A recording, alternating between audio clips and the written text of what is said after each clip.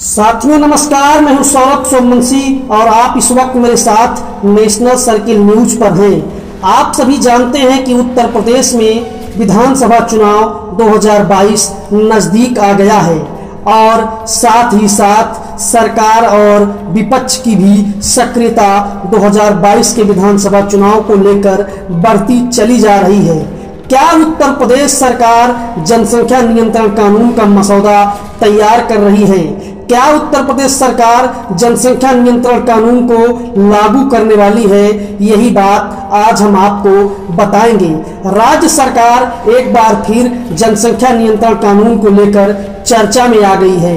उत्तर प्रदेश राज्य विधि आयोग जनसंख्या नियंत्रण कानून का मसौदा तैयार कर रहा है। उम्मीद है कि कानून का मसौदा तैयार होने में करीब 2 माह का समय लगेगा।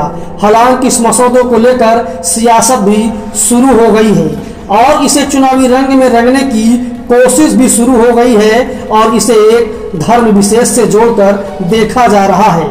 विधि आयोग जनसंख्या नियंत्रण कानून को लेकर मसौदा तैयार करने में जुटा हुआ है।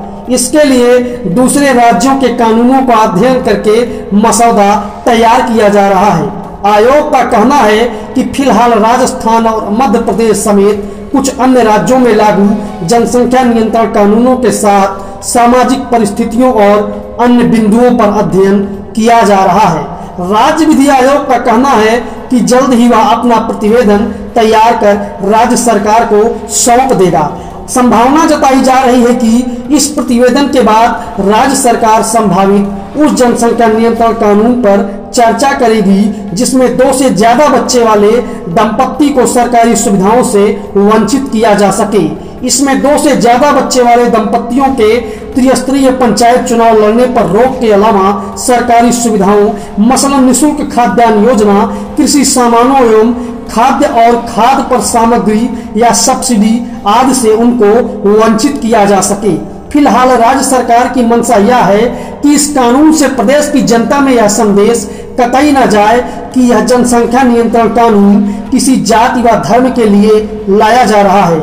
हालांकि ताकि यह समझ में आए कि यह राज्य के विकास के लिए लाया जा रहा है। इसी मामले में बीते दिनों मीडिया से राज्य विधि आयोग के अध्यक्ष जस्टिस आदित्यनाथ मित्तल ने बात करते हुए कहा था कि जनसंख्या नियंत्रण कानून की जरूरत सिर्फ उत्तर प्रदेश को नहीं बल्कि पूरे देश को है, क्योंकि जनसंख्या एक विस्फोटक चरण के करीब है।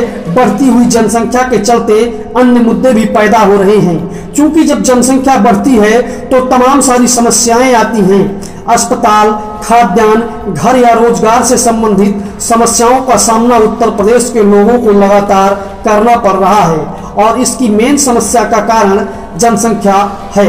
इस कानून के जरिए समाज में जागरूकता आएगी। अगर जनसंख्या नियंत्रण होता है तो उसका फायदा सिर्फ उत्तर प्रदेश को ही नहीं बल्कि पूरे देश को मिलेगा। श्री मित्तल का यह भी दावा है कि अगर एक परिवार में 10 से ज्यादा सदस्य हैं तो फिर उस परिवार में व्यवस्था कैसे बेहतर हो सकती है। हमें जनसंख्या को नियंत्रण करने की जरूरत है। हमारा मसौदा इस बात को लेकर है कि जो भी सरकारी सुविधाएं हैं जैसे कि बिजली, गैस, पानी, राशन, इन सब सरकारी योजनाएं उन्हीं व्यक्तियों को दी जाएं जो सरकार के साथ चलकर अपने परिवार को नियंत्रित करते हैं और परिवार नियोजन को अपनाते हैं। साथियों, अब मैं आपको बताऊंगा कि परिवार नियोजन और जनसंख्या नियंत्रण कानून में अंतर है। राज्य विधि आयोग का कहना है कि जनसंख्या नियंत्रण कानून को जबरन लागू नहीं कराया जाएगा। लोग अपने आप जनसंख्या को नियंत्रित करेंगे। परिवार नियोजन के लिए देश में नसबंदी को जबरन लागू कराया गया, इस तरह की घटना नहीं होने दी जाएगी। इमरजेंसी के दौरान जो जबरन नसबंदी करवाई गई थी उसका परिणाम सबने देखा। जनसंख्या नियंत्रण में किसी को बाध्य नहीं किया जाएगा। जो लोग जनसंख्या नियंत्रण नहीं करेंगे उन्हें सिर्फ सरकार की तरफ से मिलने वाली सार्वजनिक सुविधाओं से वंचित किया जाएगा। बस बढ़ती जनसंख्या पूरे देश की समस्या है। यह कानून किसी धर्म विशेष या मानवाधिकारों के खिलाफ नहीं है। इस कानून के तहत 2 से अधिक बच्चों को अभिभावकों को सरकारी सुविधाओं के लाभ से वंचित किए जाने को लेकर विभिन्न बिंदुओं पर अध्ययन होगा। खासकर सरकारी योजनाओं के तहत मिलने वाली सुविधाओं में कितनी कटौती की जाए इस पर मंथन किया जाएगा।